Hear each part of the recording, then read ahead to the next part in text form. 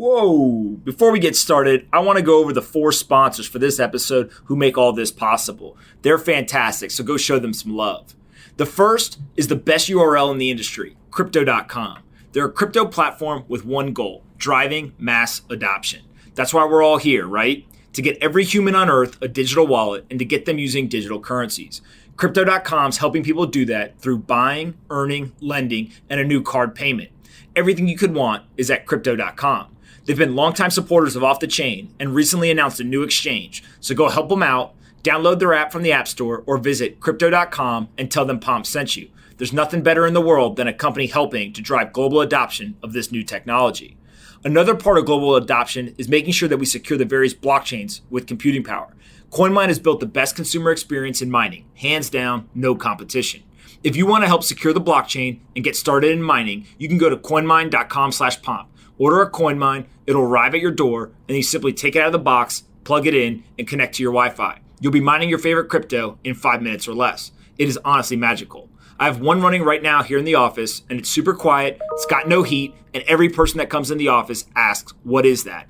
Every single person asks. It's a CoinMine. The best part to me is that the CoinMine comes with a mobile app that's super slick, and the company continues to push over-the-air updates to the device that add functionality, add tokens that can be mined, or increase the efficiency of the device. Similar to how Tesla does car software updates over the air, CoinMine's sending these passively to thousands of CoinMines around the world on a periodic basis. Pretty damn cool. When Farbud and the team pitched me on the idea of an Xbox or PlayStation-like box that could mine cryptocurrency in your home, I was immediately sold. I invested in the business, have a device personally, and keep telling people to go to coinmine.com/pomp so they can save a lot of time if they want to get started mining today. And CoinMine has a partnership with our third sponsor for this episode, BlockFi. BlockFi is one of my favorite companies in crypto because they allow users to deposit their assets in a deposit account and immediately start earning interest. Think about it. If you keep your digital assets on an exchange or in cold storage, you aren't benefiting from any yield on the asset. With BlockFi, they allow you to deposit crypto and then get paid interest on a monthly basis in crypto. Deposit Bitcoin and want to get your interest payment in ETH? You can do it. Deposit Bitcoin and want to get your interest payment in Bitcoin? You can do it. The rates at BlockFi are currently some of the best in the industry. You can earn 6% interest on Bitcoin, and you can earn up to 8.6% APY on GUSD deposits. I'm an investor in the company and think BlockFi is building really important and compelling infrastructure. So go check them out at blockfi.com/pomp. Again, that's blockfi.com/pomp. And that brings us to the last advertiser of the episode, Etoro. These guys have absolutely crushed it over the years. Their founder, Yoni, was one of the original Bitcoin OGs and has been ahead of almost every trend in crypto. He built Etoro to help people buy, sell, and trade cryptocurrencies, but he added a few twists: social trading, copy trading, and virtual trading accounts. Social trading is a feature where every asset available on the platform has its own separate social feed where people talk about the asset, share trading ideas and analysis, and even include various charts or graphs. Virtual trading accounts is targeted at beginners. If you're just starting out and want to try trading with play money, Etoro will give you a virtual account with $100,000 in it to test, learn, and get comfortable. And so then that brings us to copy trading, which is by far the coolest feature. This allows you, as a user, to select any other user's portfolio to copy. If you see someone on the platform you like, you can set your account to mimic their trades. They buy Bitcoin with 5% of their portfolio, your portfolio buys 5% Bitcoin. They sell 50% of their Ether position, your portfolio does the same thing automatically. Copy trading's awesome, so go join the 10 plus million other traders on Etoro and start trading all the most popular cryptocurrencies today. They're one of the largest companies in the space, and you can get started by going to etoro.com. Again, that is etoro.com, where the entire team's ready to get you started in just a few clicks. And don't forget, go subscribe to the Off the Chain daily newsletter. You can go to offthechain.substack.com. I write a letter of news, analysis, and opinion every morning that goes out to more than 40,000 investors. See you there. What's up, everyone? This is Anthony Pompliano. Most of you know me as Pomp. You're listening to Off the Chain, simply the best podcast in crypto. Let's kick this thing off. Nischal Shetty is the founder and CEO of WazirX, one of the most popular crypto exchanges in India. WazirX was recently acquired by Binance. In this conversation, we discuss Nischal's journey to crypto, what it is like building startups in India, the current state of crypto in the country, how regulators are currently thinking about the industry, and Nishal's advice to both people looking to serve Indian users or Indians who are looking into crypto. Nishal's been a friend for a number of years, and I couldn't be happier for him and his team with the recent acquisition. I really enjoyed this conversation, and I hope you do as well. Anthony Pompliano is a partner at Morgan Creek Digital. All opinions expressed by Pomp or his guests on this podcast are solely their opinions and do not reflect the opinions of Morgan Creek Digital or Morgan Creek Capital Management. You should not treat any opinion expressed by Pomp as a specific inducement to make a particular investment or follow a particular strategy, but only as an expression of his opinion. This podcast is for informational purposes only. All right, guys, bang, bang. I have Nischal calling in from India. Super excited to have this conversation. Him and I have known each other now for a number of years. And obviously, recently was announced that Binance is acquiring his company. So thanks so much for taking the time during a busy time period for you to come on and talk. Hey, happy to be on the show, Pomp. I think we've been trying to get this done for a while, both of us. So finally, glad to be here on the show. For sure. Let's just start with your background. I met you on a trip to India, kind of pre-crypto. So maybe just kind of fill everyone in on what you did before you discovered Bitcoin and cryptocurrency. Sure. I think, we met because of my first startup. I started this back in 2012. It's called Crowdfire, and it's a social media management tool.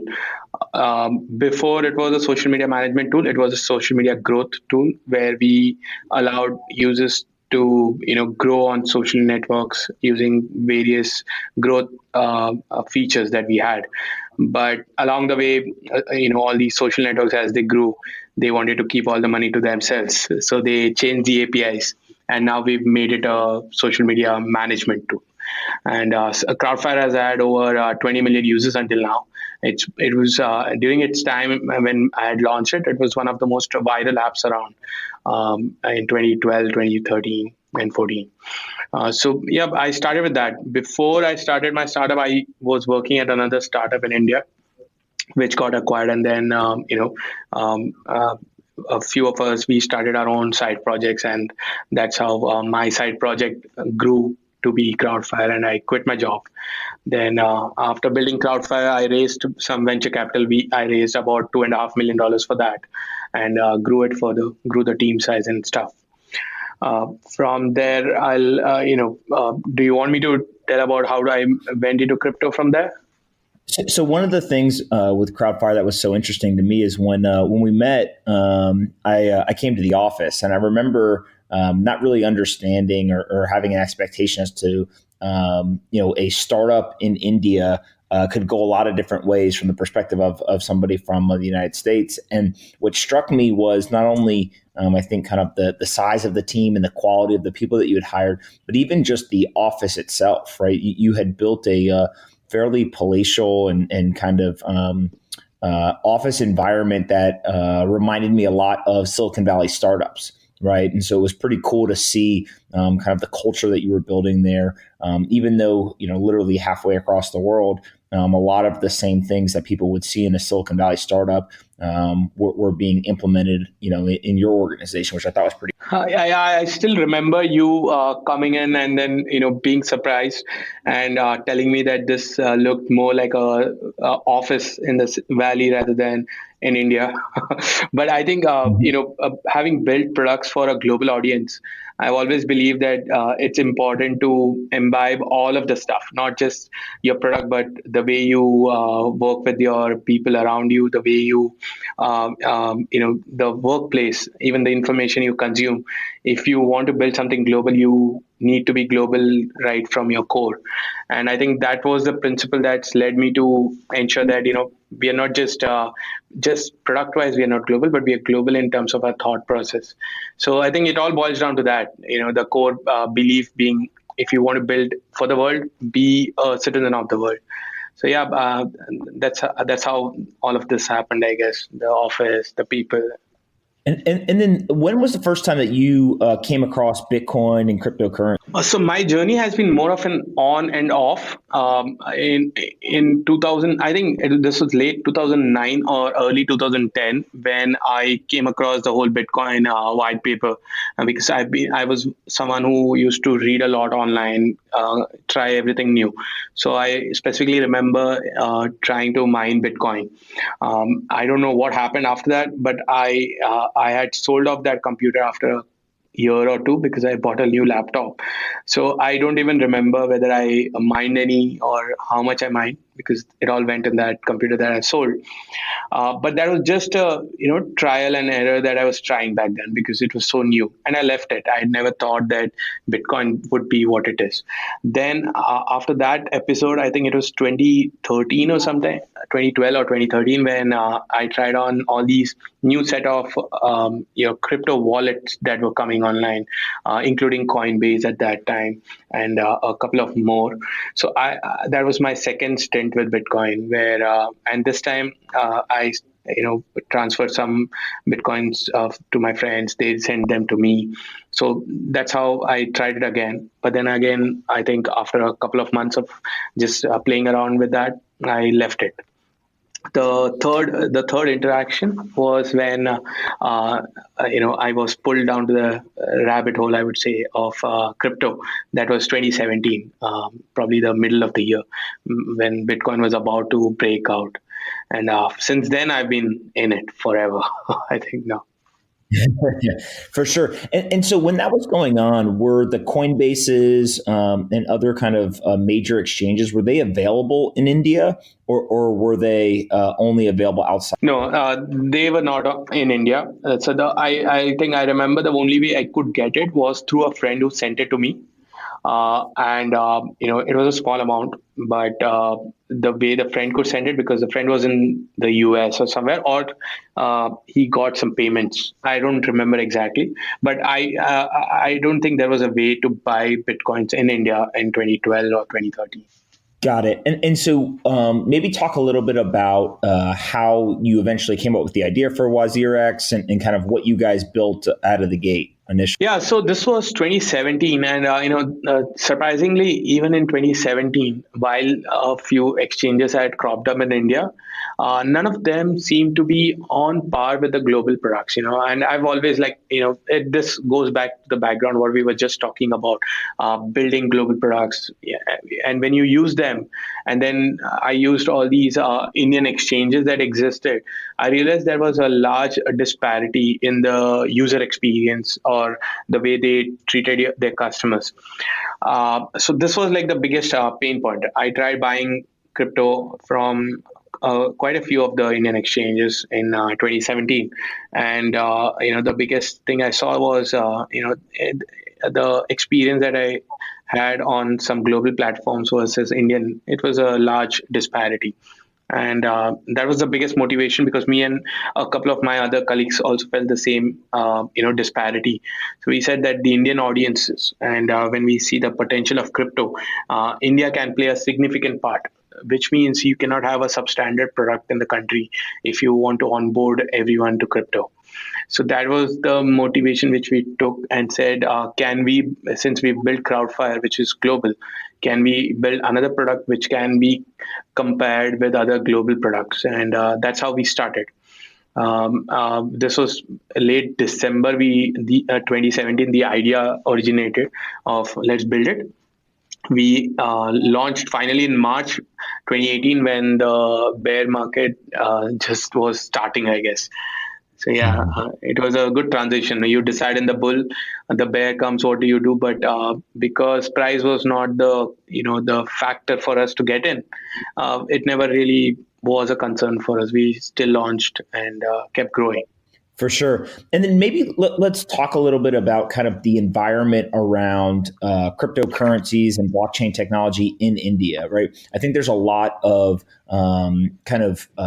rumors that are spreading, especially outside of India, right? So people who don't live there, there's people who believe that crypto is banned. There's people who think that the government is, literally going to jail people who participate in this, but you're living there and really kind of at the ground truth of what's going on. So maybe give us an overview of what is the current environment around Bitcoin and cryptocurrency in it. Yeah, I think that's an excellent question, and there's a lot of confusion around this. But here's the thing: if you look at it from a legal or regulatory point of view in India, the only problem that India faces in terms of crypto today is the Central Bank of India, which is the Reserve Bank of India, not allowing crypto businesses to have bank accounts, which means they do not want crypto businesses to accept money from individuals. And in terms of our government, none of them has given any negative or positive statement. So it's been more the government, the lawmakers are more or less neutral, but the central bank has a problem with crypto. And I think the only way to navigate that was to not have a bank account, still allow people to participate in the whole crypto ecosystem, which we did with a peer-to-peer way of buying and selling cryptocurrencies. But you're, as an Indian citizen, you are free to hold crypto, you're free to sell it, you're free to use it, because the government has not come up with any laws against it. But recently, what happened a few months back is there was a draft bill that was proposed, and the draft bill was created by a committee that was set up by our government in 2017, late 2017.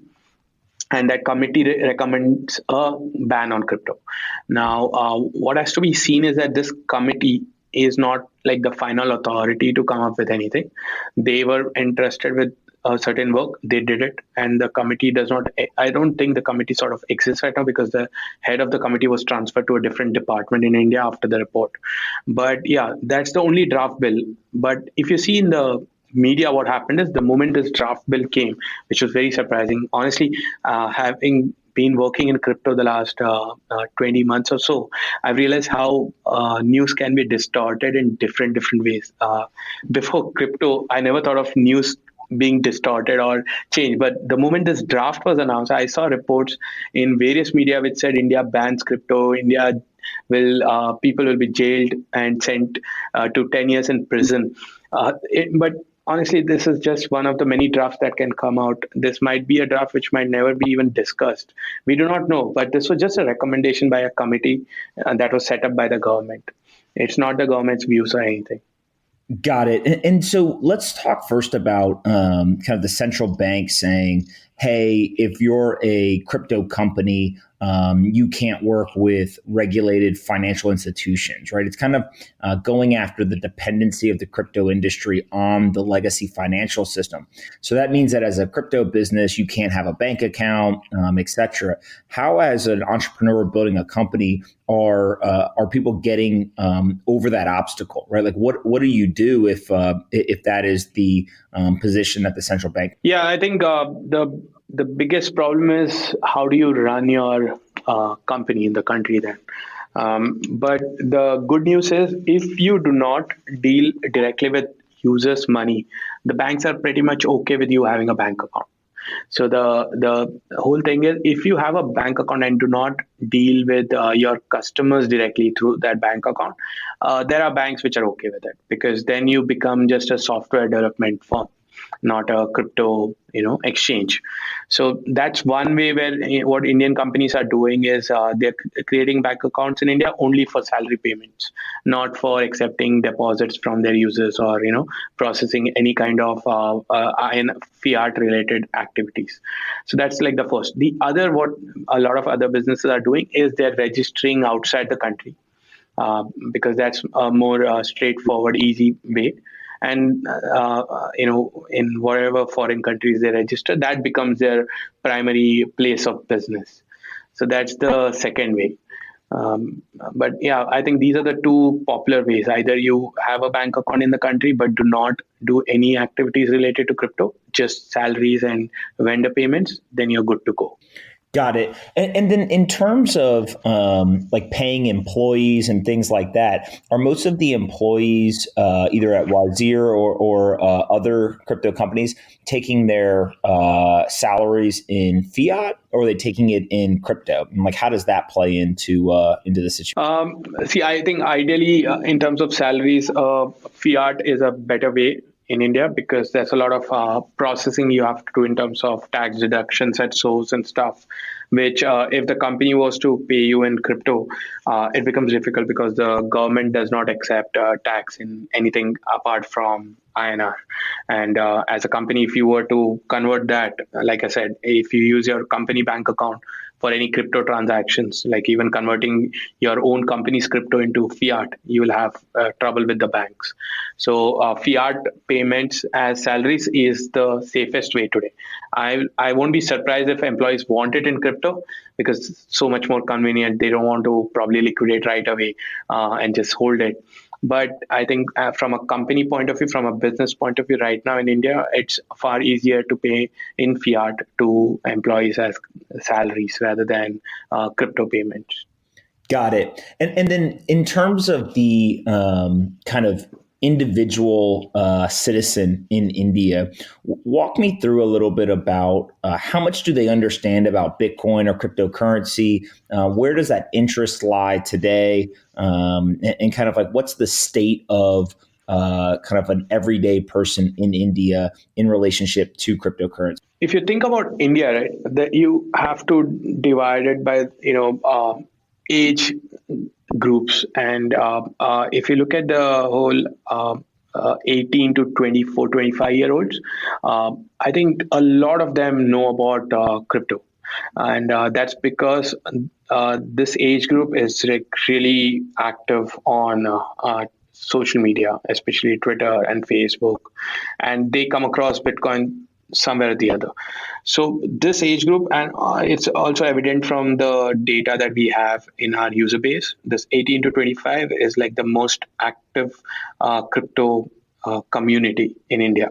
It ranges probably right now today about 5 to 10 million people maybe in India in this age group understand. I think to be safe, let's consider maybe 5 million. They understand crypto and they're in the 18 to 25. The rest of the people around us, when we look at 30, 35, 40, 45, a lot of them have heard about crypto because of the whole 2017 bull run that happened. The crypto was all over the media, in the mainstream media in India, be it news channels, be it newspapers. Everyone knows about Bitcoin. Everyone knows there is something called as cryptocurrency. So if you were to talk to anyone in India, like the general population, which reads news or watches news or reads newspapers, they will tell you they've heard of Bitcoin, but they have no idea what it is. And similar to the question you asked, a lot of them think it's now illegal or not allowed to, trade in crypto, which is a myth that we are trying to burst by running campaigns online, talking to people, doing, whatever shows we can, getting on our local news channel if we can. So we are doing that. But yeah, I think the niche 18 to 25-year-olds get deep into technology and stuff, about 5 million people, they completely understand crypto, what it is, the good, the bad, the ugly. But the rest, I think they've heard of it, but they do not really know what it is. For sure. And I mean, India is such a large country, right? And growing so quickly that it feels like with things like demonetization and other kind of monetary policy decisions, et cetera, that India would be ripe for adoption of crypto. You think that's accurate, or is that kind of a misplaced perspective from someone who doesn't live? I think these are two separate things. Like the whole demonetization that happened, I don't think that would be a reason for people to adopt crypto, because that's not something that it's more of a one-time event, I guess. In at least in the last 20, 30 years, I don't think there's been an event like that, and I don't think it's going to happen anytime soon again. But in terms of India being ripe for crypto adoption, I think I totally agree on that, and I'll tell you why. If you look at the demographic of India, a large population of India, probably, I don't know, 40% or so, lives in all the top tier one cities, tier one, tier two cities, which is like the metros and cities a bit, notch below that. And this is probably your 300, 400 million people or 500 million people. And then there's an equal number of people, or maybe larger, who lives in tier three cities and villages and stuff. Now, for banking access, you need to have physical banks present in your region. But India has tens of thousands of villages and stuff, and cities also, which don't have access to these banking infrastructure. People still have to travel like a long distance to just be able to open a bank account. But most of these people have access to a mobile phone today and the internet. So if you come to think about it, if there is a way for these people to just enter the banking system or the financial system through the internet and through a mobile phone, I think that's where the revolution has the greatest potential. And this is where crypto can come in, because crypto is instant. You don't have to have your bank account, like your KYCs and stuff. Someone somewhere, probably some person in the city can just instantly send it to a wallet that you can access from. I think if that part, and there's a lot of things to be done before that is a reality, but I think if this whole access to crypto gets a mainstream adoption in India, I think a ton of people will enter the online financial system in India. So I'm a proponent of there being a huge opportunity for people in India to get on to crypto. There's a real need, because crypto can penetrate where banks cannot, simply because India is too big, too vast, and there's a lot of people around. For sure. So yeah, but I think only time will tell. And the way that I think about this is very similar to how like Uber is asset light transportation, Airbnb is asset light hospitality or hotels. Bitcoin and cryptocurrencies is basically asset light banking. Right. And when you think of it that absolutely, now you start to see a world where you don't have to go build that physical bank branch. Right. You just need somebody to have an internet connection. And if they can get access to the internet, now you can give them the full suite of financial services. And as we know, by giving financial services to people, you can create significant inflection points in their societies and economies, right? So it's pretty empowering. Absolutely. And, so one is the reach of crypto, which, crypto can reach where the internet can reach. It's that simple. But I think the other important piece that, a lot of people do not see, and it's probably real for India, is the access to capital. And I've been a big proponent of this, because look at the world today. Because of the internet, the access to information has no geographic boundaries. Whether you're even in the remotest village of India, you can actually come online and get access to the same kind of education that someone in the US in the Valley is sitting and getting access to. But that's not true of capital access, like take, for example, even the US or even Japan. You guys pay a really low rate of interest on capital when you raise, when you want to take a loan for whatever reason. In India, we have to pay about 10 to 15% rate of interest for the same capital that you get access to. And I think that if this becomes like a one global financial system, capital costs will come down considerably for a lot of countries, including India, where probably someday we can dream of getting it at maybe 2% rate of interest or 3% rate of interest, compared to the exorbitant costs we're doing today. And that can bring about a massive transformation in the lives of a lot of people in this country. I think that's where I'm the most excited about, the access to capital without geographic boundaries. I think crypto can make that happen.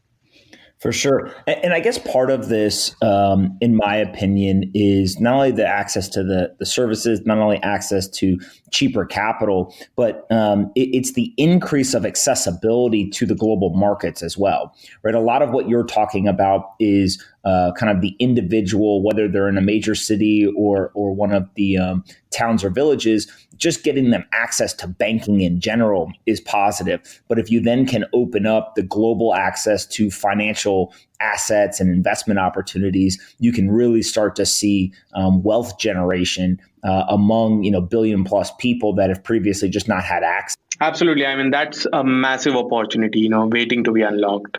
For sure. And so where do you see that happening today, right? I think a lot of people who look at Bitcoin, blockchain, cryptocurrencies, et cetera, they say, look, there's a lot of promise here, right? There's a lot of excitement. There's a lot of hype around this. But what's actually happening today? Maybe give us kind of your view. Obviously, you've built an exchange and been quite successful there, and we'll get to the Binance deal in a minute. But what else is kind of working in India today around crypto, and what are the products or services that people are using? You want me to say it specific to India or the global markets in general?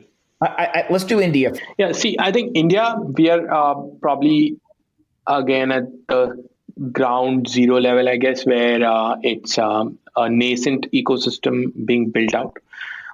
So the only way where people are understanding today, I think we're still at that level where people are just accustomed to understanding what crypto is, what potential it has.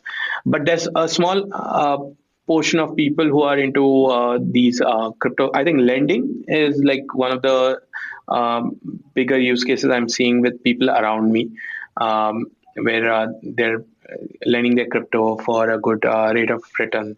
I think in general, probably somewhere from 5 to 10% is what you get online today if you are lending your crypto. So lending is turning out to be a good use case right now financially in the Indian ecosystem. But it's still very early days for real, I would say the next level of use case, probably the step 2 for crypto, which will only happen when we have the piping, which is like the infrastructure level built out completely. I think we're still too early to get into everyday use cases of crypto. Right now, it's in the buying phase, accumulation phase. That is what is happening in India right now. Yeah. And to me, what you're talking about is what I call like the income generation vertical, right? Where basically if I have an internet connection and I have any degree of capital, I actually can generate income without having to go to work, right? What I mean by that is I can participate in lending, I can participate in market making, I can participate in staking. Like there's a whole bunch of different mechanisms that the crypto world opens up to me where I can actually drive cash flow or yield and generate this income without having to go to a 9-to-5 desk job. And so those types of opportunities previously were just unavailable if one, you didn't have access to banking, or two, you didn't have access to kind of these income generating or revenue generating type mechanisms. Absolutely. I mean, income generation is a big use case today. And I think one of the things I missed out is India has a lot of freelancers and a lot of people who, work globally. I mean, they have their work, they get work from anywhere in the globe. And I've heard of a lot of instances where for them, the easiest way to accept payment was crypto because, they don't need to sign up on PayPal and pay a large fee or, even receiving foreign capital directly into your bank accounts in India is very hard. So this seems to be like a good way for the freelancers to just accept crypto. Like, you're settled within a few minutes and once your work is done. So I think that's the other use case, accepting international payments. It's becoming easier for Indians right now. For sure. Now, let's talk about WazirX and kind of what you guys built there, and then we can get into Binance. But what exactly have you guys built from a product standpoint so far? Yeah, so when we launched in March 2018, about 3 weeks after our launch, the whole central bank banking restrictions came into effect. And we were very new and we were like, oh shit, we got just 3 months. The bank gave us 3 months, gave everyone 3 months to stop, working on any fiat related businesses. for cryptocurrency. So we were like, what do you do in 3 months? And we started figuring out, because we knew that we do not want to, keep our people stranded, our users, and where they don't have an opportunity to get in. And that's when we came across this whole concept of peer-to-peer. And it was not a new concept. There have been other products that do a peer-to-peer way of buying and selling of crypto. But what we noticed was there was a significant difference in the way you traded on a crypto-to-crypto exchange versus a peer-to-peer exchange. Like a peer-to-peer exchange had this traditional classified kind of way, like your Craigslist kind of way, where you put your buy and sell orders. Somebody comes up and selects it, and then you guys transfer money between each other, and you're done. We said that we wanted to build a peer-to-peer way, which will give the same experience as trading on a crypto-to-crypto product, which is you just have an order form, buy or sell form. You put it, you have an order book, and you see the buy and sell bids.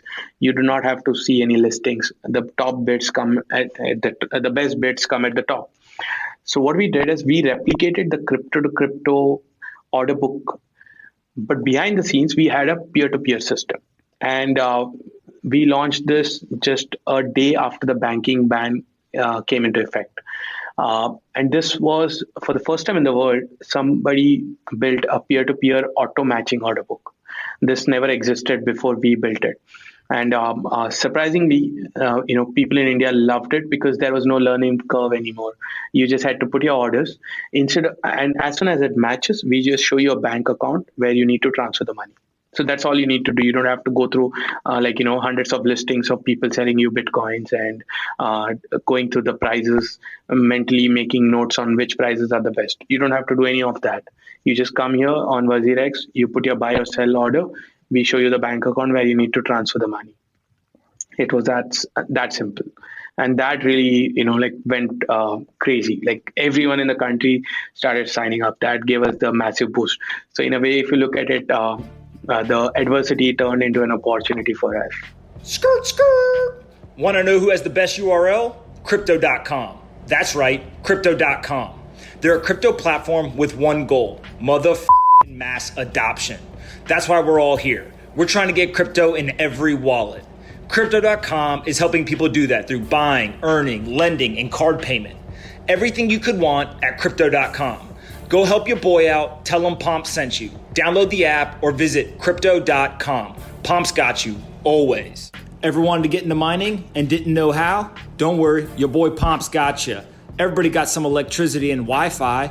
All you got to do is go to coinmine.com. You buy a coin mine. It's like an Xbox or a PlayStation that helps you turn your electricity into Bitcoin. That's right. You purchase it, it shows up at your doorstep, you pull it out of the box, you plug it in, connect to your Wi-Fi, 5 minutes or less, you're mining Bitcoin.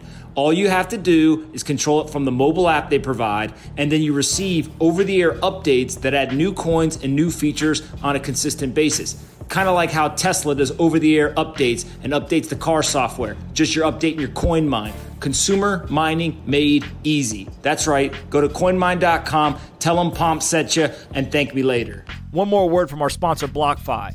Their new interest account allows you to securely deposit your Bitcoin or Ether at BlockFi and receive 6% annual interest paid monthly in cryptocurrency. This rate actually compounds, so you receive a 6.2% APY, which is very attractive given the alternatives. So you can actually take your Bitcoin, you can deposit it with BlockFi, and get paid an interest rate of 6% in return. Go check out blockfi.com/pomp. Again, blockfi.com/pomp to sign up and start earning interest on your crypto today. And how did the word get out? Like, were you guys, was it just tweeting on Twitter? Was there other things? But how did the word spread, what you guys were doing and kind of what the value proposition? Yeah, I think it's a combination of multiple stuff. Like Twitter helped a lot because I've been, tweeting a lot about crypto, blockchain, from probably December or I think October 2017, I started this whole blockchain tweeting stuff. So that helped me because I had gotten a good number of crypto audiences, like-minded people on my network on Twitter. But I think word of mouth was turned out to be the biggest for us, where the moment I started asking people, how did you discover WazirX, they were like, this friend of mine just told me about it. Because during this time when the banking ban was happening, another significant thing was happening in India, which was a lot of the older exchanges, the bigger ones, were shutting down because some did not build out this system, some could not cope up with the sudden change. So when businesses were shutting down, every user of that business turned to their friends to ask them where to go. And because we built this new product, and because I, as a founder, was very open online on Twitter, very responsive to people, which brings a lot of trust, I think that gave the massive push for WazirX in India.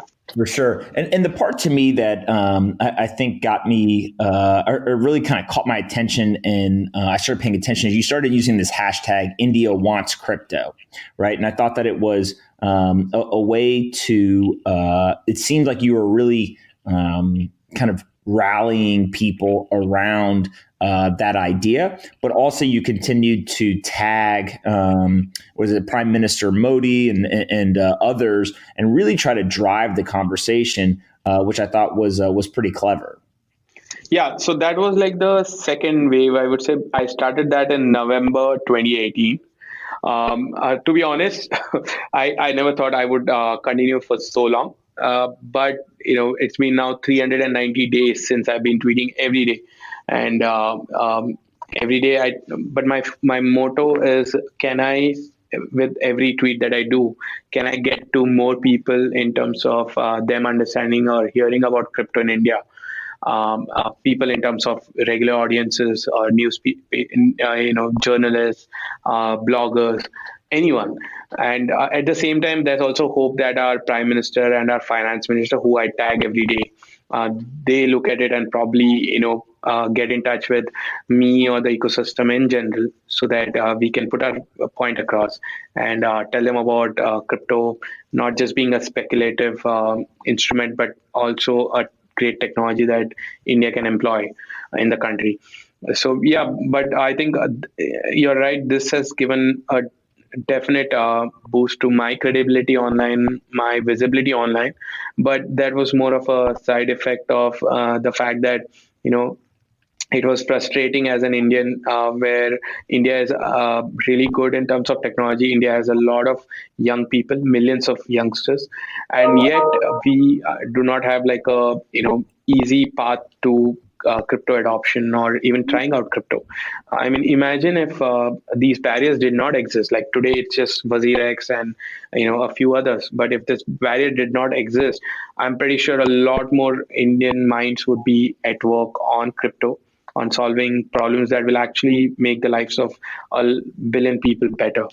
So yeah, I think that was the frustration that led me to start this campaign, and I'm going to continue till we get some positive outcome from this, from the government's end. For sure. And I guess, like, what do you think success is, right? So you've got the campaign going, but what does success look like at the end, where you would say, what, we accomplished what we wanted to? Yeah, I think the immediate one would be where our government sets up a working committee.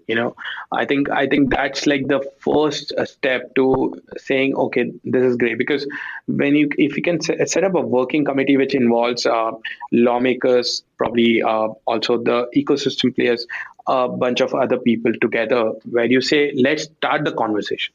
I think even if that happens, I think that's massive success, because then you have a group of people who can think in the right direction and take India in the right path to blockchain and crypto. What is happening today, like I said, at the beginning of this podcast, where we spoke about the whole committee which came up with a banning bill. That committee had no representation from the industry. It had no representation from anyone who's into technology. So how do you expect to come up with any laws or any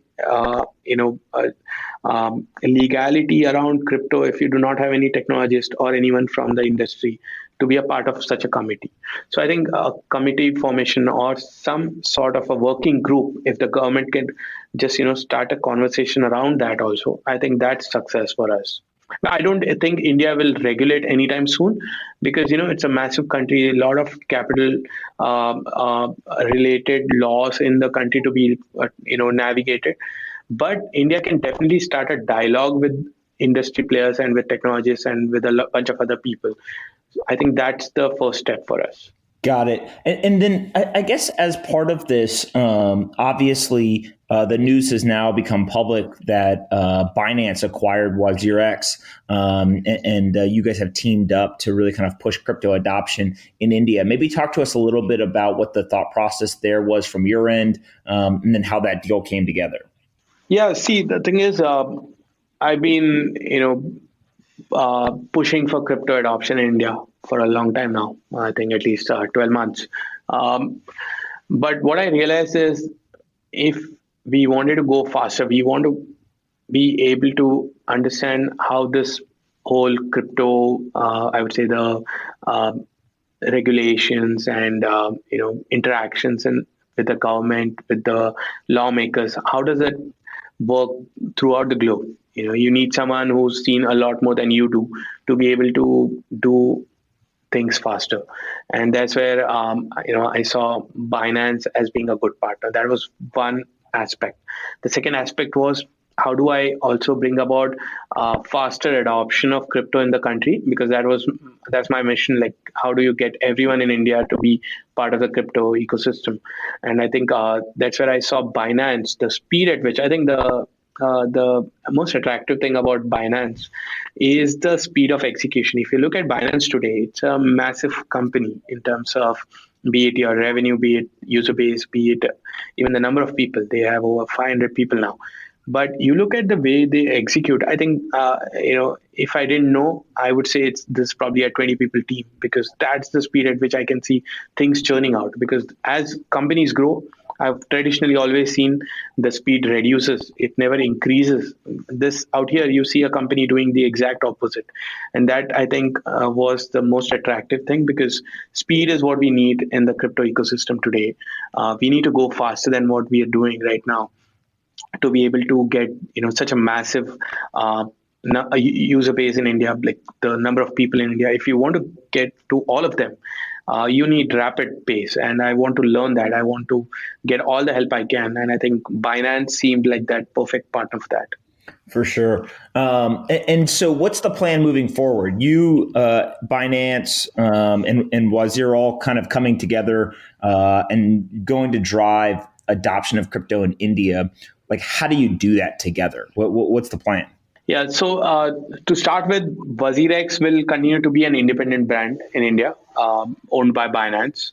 I'll continue to run it the way I am. But what we'll do now is we'll also tap into the Binance network, in terms of Binance already has a lot of Indians on them, so who always wanted some fiat gateway which is accessible within Binance. So we'll be integrating our P2P technology inside Binance soon, which will come in Q1 of 2020, where you will be able to get from your INR to crypto trading right within Binance.com. And that will give a massive boost and push to WazirX in general. But apart from that, I think Binance has this whole playbook in terms of how do you increase adoption in different countries, in terms of on the ground work as well as online work.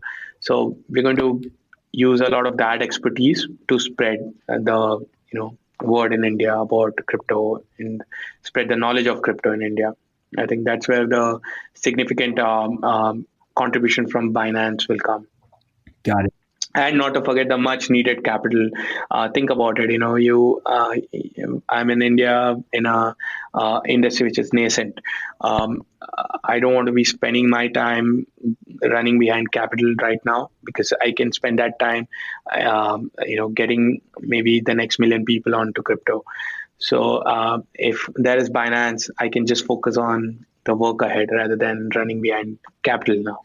For sure. No, it makes complete sense. And then I guess as part of that, how do you think about expanding your team over the next 12 to 24 months? Is it something where you'll grow quite rapidly, or do you think that you'll stay relatively the same size as you continue to kind of push forward? Yeah, I think this is something where we have to spend some time because with the Binance partnership, a lot of synergies will crop up where we might get to probably rapid product development because Binance has a lot of stuff under the hood that we could use. So I think probably in a few months I'll understand how rapidly we want to scale up in terms of team size. But I think we will definitely be hiring more, probably increase our team size a bit more. But I don't know exactly right now whether we want to go for a massive ramp up of people. But I know we want to go for a massive ramp up of user base. That we will definitely do. Got it. And then what's your advice? There's a lot of people who are listening to this that are crypto companies. They're building based either remotely or somewhere outside of India. And they see the large population of India as a very large market and potential user base for their product. What would be your advice to them as they look to come to India? What's kind of the best way for them to do that, or maybe some of the potholes in the road that they should try to avoid? I think for projects that want to target India as a market, I think India relatively is it's there's two India, one India which completely consumes your English information in the English language, and the second India which is very into regional languages, and those are many. If you're not natively from this country, I think you can definitely target the English audience, which is also massive. Through probably a lot of I would say online work in terms of spreading the knowledge of your projects and stuff through YouTubers. There are all these influencers. I think influencers play a large part in India because ultimately people trust people from their country, the ones around them. So I think influencer marketing will work really well in India in terms of outreach and stuff. In terms of I would say product development and everything, I think India has a good number of software developers who are very, very eager to learn how to and want to get into blockchain development and work on that. In fact, there are a couple, I think 2 or 3 good DeFi projects out of India as well. And there are a couple of protocols being built in India.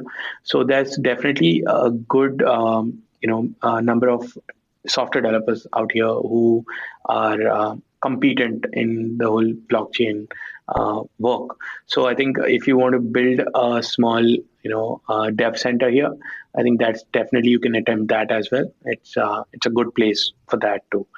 But yeah, in terms of your marketing and stuff, I think in India, a lot of global marketing, like your influencer marketing, SEO, your blogs, podcasts, videos. I think those things definitely work for Indian audience as well. For sure. And then what's that's kind of your message, if you will. I think you have a large Indian audience, if I'm not Listen, wrong. man, I've told you a million times. I love India. For those that don't know, my brother and I every year around Christmas time, usually the 20th or 21st of December, we pull up Kayak's Explore feature and literally just hit, go anywhere in the world. And we basically, while sitting there, pick a random place in the world. And the rule is that we've got to leave within 24 hours. So it's a pretty planned trip. Uh-huh. And I think a lot of people say, okay, that's pretty cool. But the key to the trip is when we get on the plane, we have nothing planned. We don't have a hotel room. We don't have any place that we're going to go visit. We have absolutely nothing planned except for the amount of time that we're likely to spend there. And so December of 2016 is when we went to India. And I remember we landed at like 1:00 in the morning, and we had to figure out to go get a hotel room and go through all of this. And you and I were going back and forth, I think, on Twitter and trying to meet up. And you said, why don't you come out here to the office? And I said, well, the only way I know how to get there is to use an Uber. And I was blown away. It was like $6 in an Uber for an hour and a half ride, and came out there. And, that very first meeting that we had kind of set the tone for our trip. And 2 weeks later, we left India after going to, where did we go? We went to Jaipur, Agra, Delhi, Goa, a bunch of different places. And I remember when we left, him and I both said that's probably one of our favorite places in the world. So you had more of an impact than you realize, which led to a great trip for us 3 years ago. That's great. I'm happy to hear that. I didn't know that. Yeah. You want to know the craziest thing that we did in India? Yeah, we rented motorcycles in Jaipur and drove by ourselves, each one of us on a separate motorcycle, through all the crazy traffic in town out to the Monkey Temple out there. And the best part of the story is it was the first time that my brother ever drove a motorcycle. So for driving a motorcycle for the first time is already tough enough. To do it in the heart of traffic of Jaipur is pretty much insane. Yeah, I think for those not understanding, if they're not from India, they wouldn't understand. But driving in India is a different experience, and to be able to drive a motorcycle for the first time in India, I think that's hats off to your brother. Yeah, he's very proud of that moment. So that's pretty cool. What's your message to either crypto entrepreneurs in India or those in India who are starting to learn about Bitcoin and cryptocurrency? Like what you're kind of, you've become, if not the leader, one of the leaders in India around this. What's kind of your message to those people? I think, when you look at crypto, we are at that stage where nothing's really built out, and it's an open playground. So you might be tempted to pick up a lot of stuff, but what you need to see is what is the immediate next step that needs to be built in the crypto ecosystem. And if you can identify that, I think that's massive success. So choose what you want to build.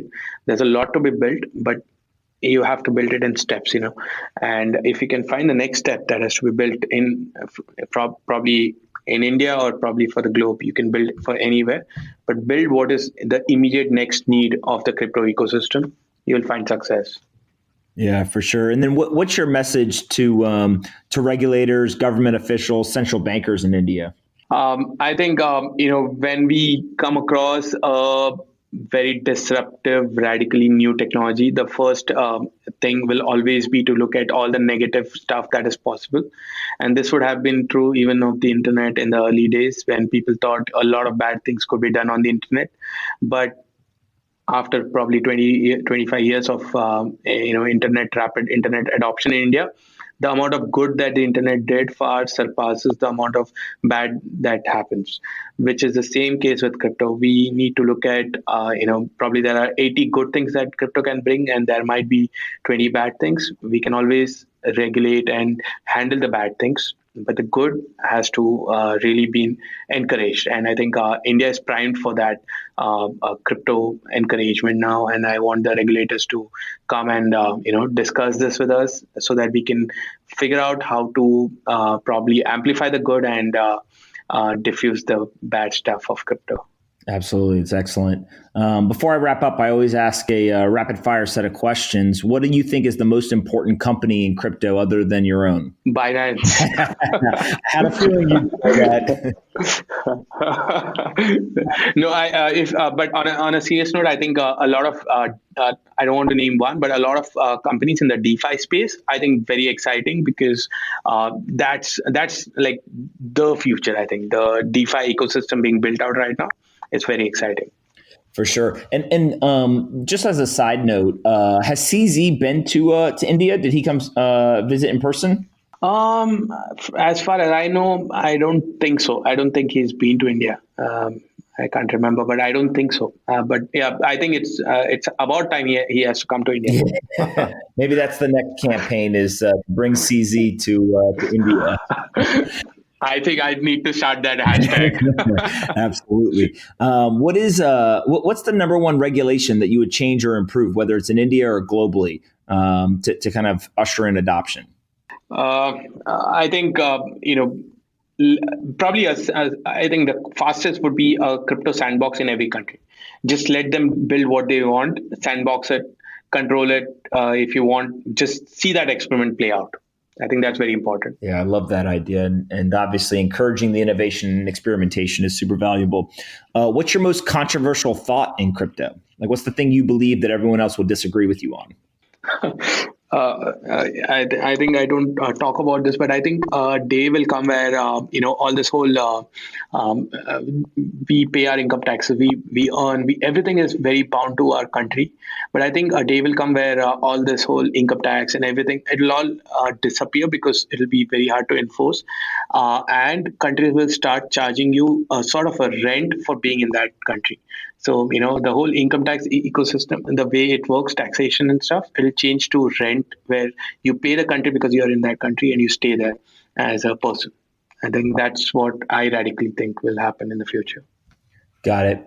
What's the best book you've ever read, or your favorite book you've ever read? The book, I think I've read, I love a lot of them, but very early in my life, I read The Godfather. And I think the way to do business, the ethics of business, the way you do things, I think I learned a lot from The Godfather. But that was very early in my life. I was in probably school or college, early days. Yeah, I love that. that I know I've said that before. I love that. What do you think about aliens? Real? You believe in them? I definitely do. Because I just don't think that the universe being this big, it's just going to be us in there. It's just probably we haven't found a way to communicate, but we will. Do you think that we discover them or they discover us first? I think we will discover them. I'm certain we are at least. I think we are more advanced than the rest of the. I at least hope we are. Yeah, well, at least for us, we better hope we are, right? Yeah, exactly. Exactly. All right. To finish up, I let you ask me one question. What do you got for me? I got two. The first is, when are you coming to India next? Ooh, when am I coming next? So I haven't told very many people this, but I'm trying to come next year, 2020. I haven't picked the dates yet, but there's a couple of conferences that have asked me to come. So I'm trying to figure out which one I can make work with my schedule. But I'm pretty confident that I'm going to end up coming in 2020. So I'll let you and everyone else know when that's going to be. Awesome.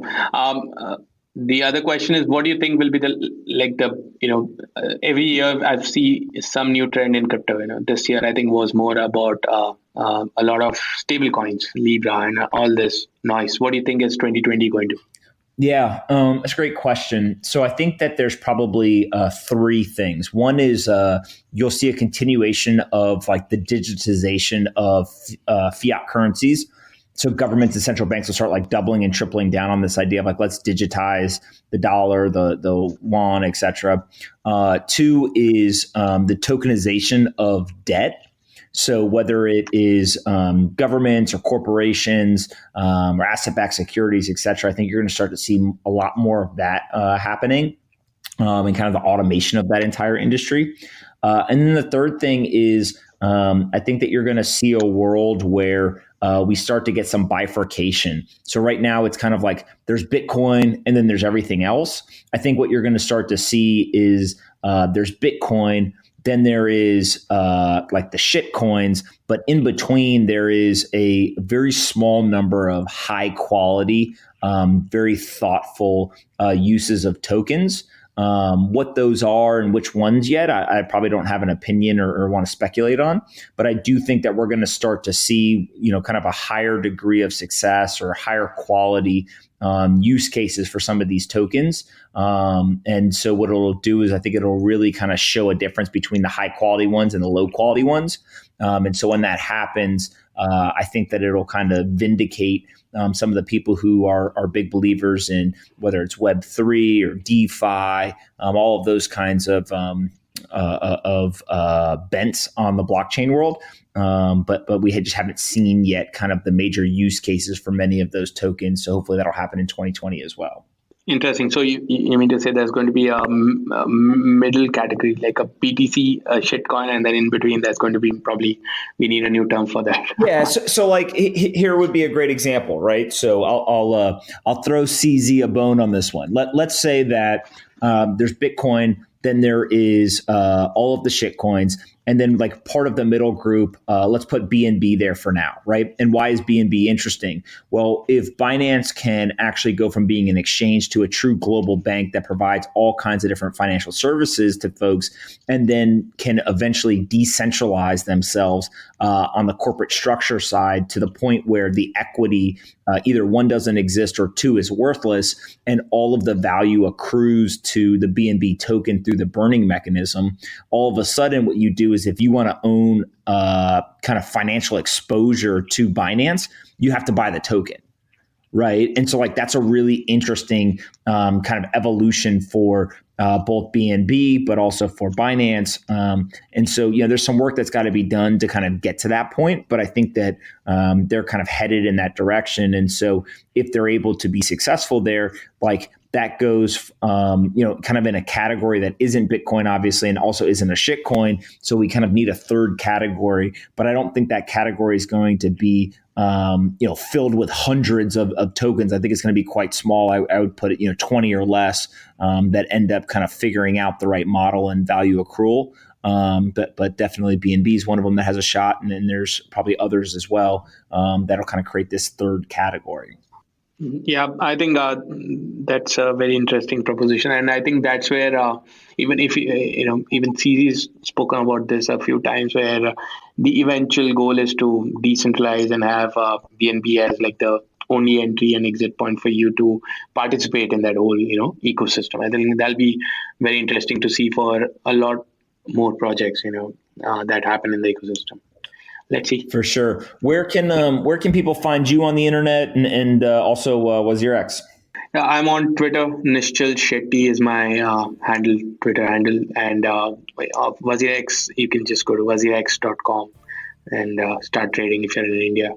Bitcoin and every other crypto is not illegal in India, so you can participate in the crypto ecosystem. If you're listening to this and haven't yet done it, I think now is time.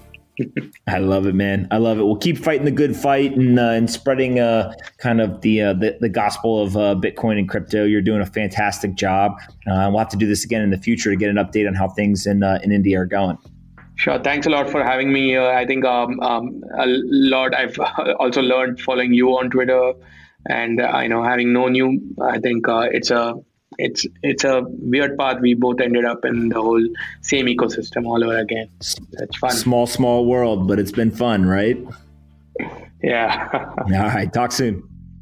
Hey everyone, Pomp here. If you like this episode of Off the Chain and want to help us take crypto to the top of the Apple, Spotify, and other podcast charts, please do us a favor and rate, review, and subscribe. To review, simply go to the Off the Chain homepage, scroll down until you see the 5 blank stars. Taking 15 seconds to fill those stars in and leave a quick review goes a long way in helping us take the entire crypto ecosystem to the top of the charts. I appreciate you listening and see you next time on Off the Chain.